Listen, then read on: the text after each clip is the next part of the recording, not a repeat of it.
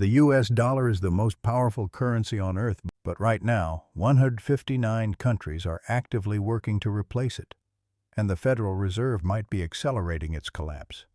The Federal Reserve and the death of the dollar. Since 1944, the dollar has been the world's reserve currency. Every oil barrel, every international trade deal, anchored to America. But three things changed everything. First, the Fed printed $8 trillion between 2008 and 2022, more than the previous 95 years combined. Second, America weaponized the dollar. In 2022, the Treasury froze $300 billion in Russian reserves. Every foreign government noticed.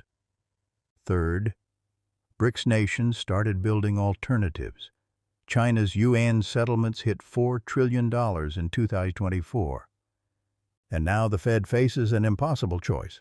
In December 2025, despite inflation above target, the Fed signaled continued rate cuts, prioritizing growth over dollar stability. Here's why that matters. The U.S. holds $34 trillion in debt. Higher rates make that debt unserviceable. So the Fed is trapped, forced to keep money cheap regardless of consequences. According to IMF data, the dollar's share of global reserves has fallen to 58%, the lowest since 1995. Meanwhile, Saudi Arabia is negotiating oil sales in Chinese yuan. Russia conducts 95% of China trade without touching dollars, and BRICS is building a payment system to bypass SWIFT entirely. The pattern is clear. De-dollarization isn't coming. It's already here. The global response was immediate. China accelerated yuan internationalization, 24% growth in cross-border settlements.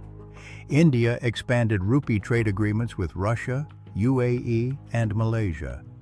Russia increased gold reserves to 2,300 metric tons. According to the Atlantic Council, these aren't routine adjustments. These are structural moves, the kind central banks only make when preparing for a new monetary order. According to Barry Eichengreen of UC Berkeley, reserve currency transitions are gradual, then sudden. The British pound dominated for a century before collapsing in decades.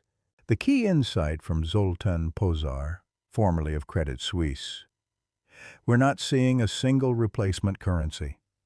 We're seeing Bretton Woods III, a commodity-backed multi-currency system where oil, gold, and bilateral deals reduce dollar necessity. Central bank gold purchases hit record highs in 2024, 1,037 metric tons, the highest since 1967. As Eswar Prasad of Cornell puts it, the dollar faces no immediate rival, but the architecture supporting it is slowly eroding. What happens next? Three scenarios. Scenario A, managed decline.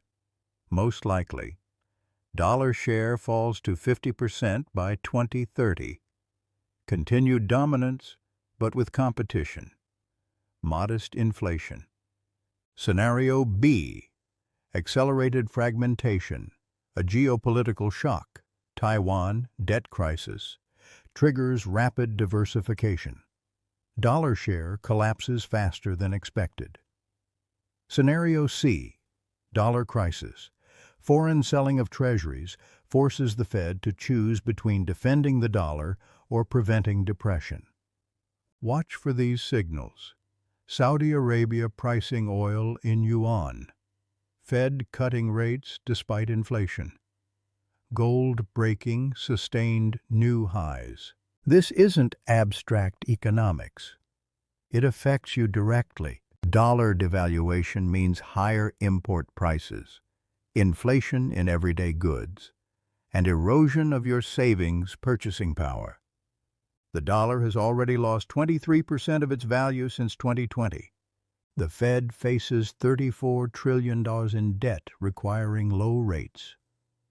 BRICS nations, representing 3 billion people, are seeking alternatives, and political pressure on the Fed has reached levels not seen since Nixon. The same institution designed to protect American financial power may be constrained by forces that make decline inevitable. Here's what you need to know. The Federal Reserve is prioritizing domestic growth over dollar stability. BRICS nations are building alternatives.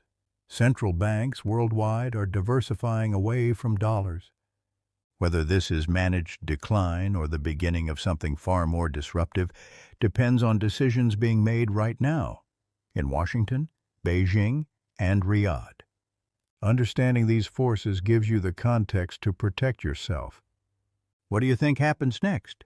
Let me know in the comments. Subscribe for more. See you next time.